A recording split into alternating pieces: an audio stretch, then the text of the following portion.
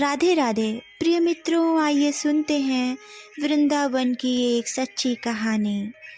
एक संत थे, वे एक बार वृंदावन गए। वहाँ कुछ दिन घूमे फिरे, भगवान के दर्शन किए और जब वापस लौटने का मन किया तो सोचा भगवान को भोग लगाकर कुछ प्रसाद लेता चलूं। संत ने रामदाने के कुछ लड्डू खरीदे और उसके पश्चात वे मंदिर गए, प्रसाद चढ़ाया और फिर आश्रम में आकर सो गए। सुबह ट्रेन पकड़नी थी।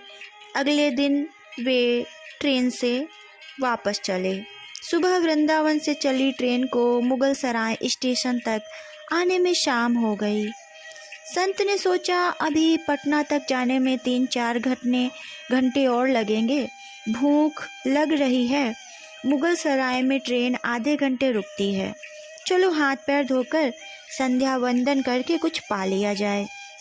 संत ने हाथ पैर धोया और लड्डू खाने के लिए डिब्बा खोला।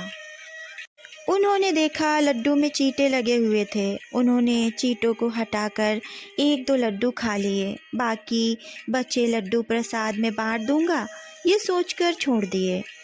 पर कहते हैं ना, संत का हृदय अत्यंत कोमल होता है, एकदम नवनीत के समान।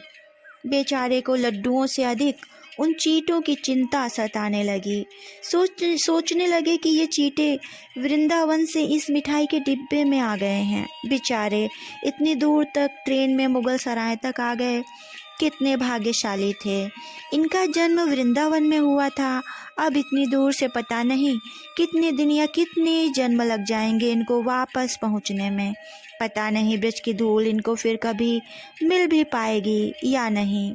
मैंने कितना बड़ा पाप कर दिया, इनका वृंदावन छुड़वा दिया। नहीं, मुझे वापस जाना होगा। और संत ने उन चींटों को वापस उसी मिठाई के डिब्बे में सावधानी से रखा और वृंदावन की ट्रेन पकड़ ली। उसी मिठाई की दुकान के पास गए, डिब्बा धरती पर रखा और हाथ जोड़ लिए। मेरे भाग्य में नहीं कि तेरे ब्रज में रह सकूं, तो मुझे कोई अधिकार भी नहीं कि जिसके भाग्य में ब्रज की धूल लिखी है उसे दूर कर सकूं। दुकानदार ने देखा तो वह आ गया और कहा, महाराज, चींटे लग गए तो कोई बात नहीं, आप दूसरी मिठाई तौलवा लो।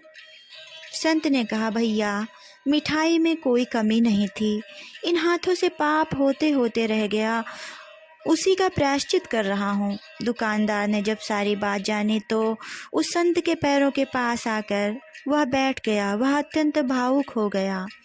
इधर दुकानदार रो रहा था, उधर संत की आंखें गीली हो रही थी।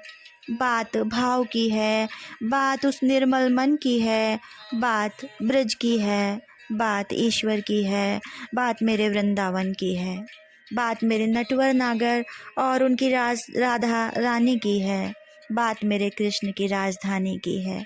बूझो तो कुछ है ही नहीं और बूझो तो बहुत कुछ है, नहीं तो बस पागलपन है, बस एक कहानी है। घर से बाहर जब भी जाएं तो घर में विराजमान अपने प्रभु से ज़रूर मिलकर जाएं और जब लौट कर आएँ तो उनसे ज़रूर मिलें, क्योंकि उनको भी आपके घर लौटने का इंतज़ार रहता है। घर में यह नियम बनाइए कि जब भी आप घर से बाहर निकलें तो घर में मंदिर के पास 2 घड़ी खड़े रहकर कहें, प्रभु चलिए, आपको साथ में रहना है। ऐसा बोलकर ही घर से निकलें, क्योंकि आप भले ही लाखों की घड़ी हाथ में क्यों ना पहने हों, पर समय तो प्रभु के ही हाथ में रहता है ना।